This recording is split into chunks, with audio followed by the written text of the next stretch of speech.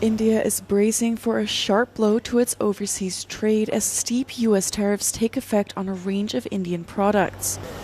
U.S. President Donald Trump had initially announced a 25% tariff on Indian goods, but imposed an additional 25% earlier this month due to India's purchases of Russian oil, bringing the combined tariffs to 50%.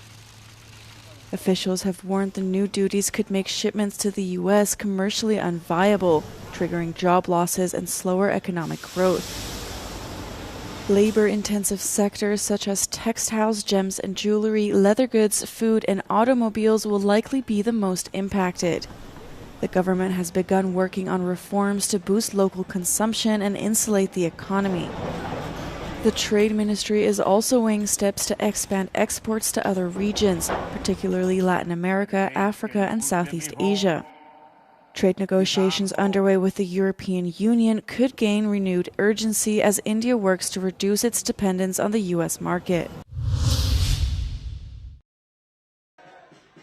Protesters in Israel torched tires and blocked highways as they demanded their government reach a ceasefire that would free the hostages still being held in Gaza. Responding to a call from Israel's Hostages and Missing Families Forum for a National Day of Struggle, protesters waved banners that read "Hostage Deal Now." Today is a day of resistance, calling the Israeli government to seal the deal that's now on the table and to bring all the hostages home and to end the war in Gaza. The majority of the Israeli people want the end of the suffering of the hostages and the people in Gaza. 251 hostages were taken during Hamas's October the 7th, 2023 attack on Israel. Their relatives say they hope steady pressure can push Israeli Prime Minister Benjamin Netanyahu and his security cabinet to commit to ceasefire talks. Far-right members of his coalition have repeatedly threatened to leave if Israel agrees to a truce and have dismissed the protesters' demands. We the people demand you prioritize the hostages, go back to the negotiation table. There's a good deal on the table. It's something we could work with. It's something we could get a deal done to bring all the hostages back. The disruption comes as Israeli leaders pressed ahead with plans for an expanded Gaza offensive against a backdrop of displacement, destruction and famine. At least 16 people were killed in Israeli strikes in Gaza on Tuesday, according to hospital workers. Officials from Nasser Hospital, Shifa Hospital and Gaza City's Sheikh Radwan Clinic reported that women and children were amongst those killed.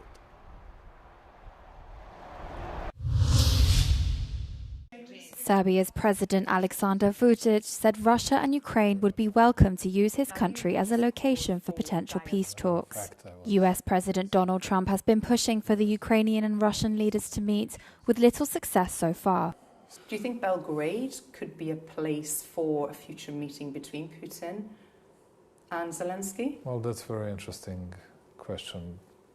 I know that there are thousands of people and at least tens of countries that are offering their space for that meeting. I cannot compete with those bigger and smarter and whatever, but they are always very welcome. Have good relationship with President Zelensky, and I believe good relationship with President Putin as well, and Serbia can offer a good hospitality and a very secure place for both of them. In his exclusive interview with Euronews, the Serbian leader said everyone is interested in peace in Ukraine. He added he had undertaken what he called open talks with Putin in the past, but declined to elaborate further.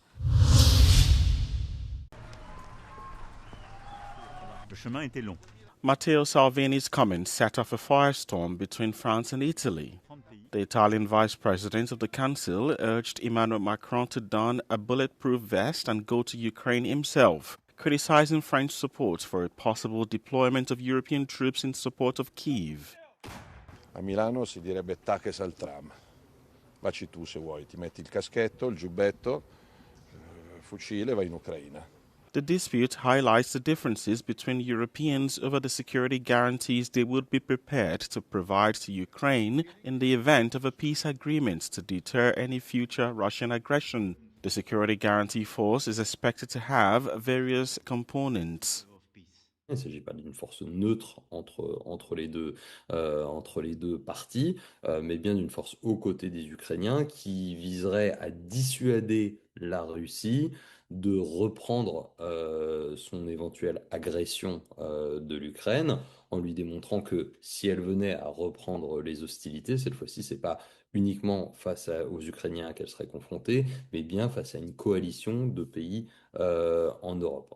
For its part, Rome is firmly opposed to the deployment of Italian troops in Ukraine to prevent any escalation and questions the effectiveness of sending European troops. Instead, it advocates a collective defense mechanism where each country would commit to assisting Ukraine if attacked. It rather insists on the fact that it should not be its own troops present in a post-ceasefire scenario in Ukraine, but rather develop an Article 5 NATO model that would protect Ukraine without bringing it within the NATO international organization, because we know that this is one of the red line ask from Russia. According to this expert, the debate also reveals the internal divisions within the Italian coalition government. Italy's Prime Minister Giorgia Meloni supports Ukraine and has backed all sanctions against Russia. Conversely, Matteo Salvini's League Party, which has historic ties with the Kremlin, regularly opposes European support for Ukraine. However, Rome and Paris, both part of the coalition of the willing, could converge on further security guarantees for Kyiv. It's time to choose between chaos and responsibility. Words of French Prime Minister François Bayrou, who on Monday called for a vote of confidence on plans for deep budget cuts.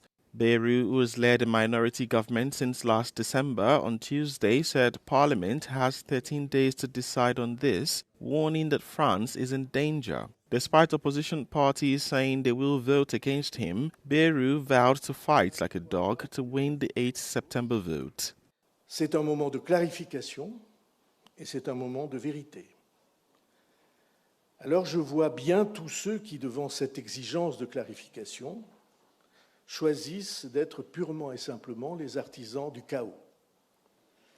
C'est le contraire de l'esprit de responsabilité et même de co-responsabilité que défend le courant démocratique, social, lucide, réformiste, qui soude les militants de la CFDT et qui est en partage avec les militants de la démocratie sociale. Tout le contraire de ce que ceux-là veulent. Et donc, dans les 13 jours qui viennent, les Français vont choisir, vont influencer leurs représentants pour qu'ils choisissent et disent s'ils se placent du côté du chaos ou du côté de la conscience et de la responsabilité. The vote comes 2 days before protests are due to take place in France against the government's austerity policy announced by Bayrou in July. Bayrou was appointed by Emmanuel Macron after former Prime Minister Michel Barnier's government collapsed in a confidence vote on spending cuts last December. Last year's budget deficit hit 5.8% of France's GDP. Portugal has joined a list of European countries in suspending most postal services to the US amid widespread uncertainty over the imposition of new import tariffs. The country's National Postal Service said it would be temporarily suspending services of goods to the US in mail products and international express parcels. The decision follows US President Donald Trump's move to end the duty-free entry of shipments valued at $800 or less. The White House said the decision aimed to combat illegal or abusive practices, such as the shipment of illicit drugs into the States. Postal services in Germany, Denmark, Sweden and Italy to the US were suspended over the weekend, with France, Austria and the United Kingdom following suit. The move is expected to have a significant impact on small and medium-sized European companies exporting lower-value goods to the States. It comes after the US and the European Union reached an agreement on trade last month, the details on which have yet to be finalised.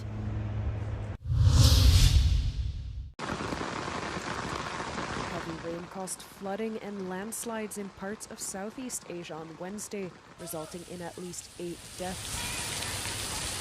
Flooding occurred in several central and northern regions of Vietnam, killing 7 people and injuring at least 34. And in Thailand, several people were injured from flash flooding and landslides in the north of the country. 1 person died from a landslide in the northern city of Chiang Mai. The rain is an aftermath of tropical storm Kajiki, which made landfall in Vietnam on Monday. The storm then weakened to a tropical depression on Tuesday when it moved over Laos. Scientists have warned that warmed seas as a result of climate change would cause cyclones in the region to form closer to land, become faster, and last longer.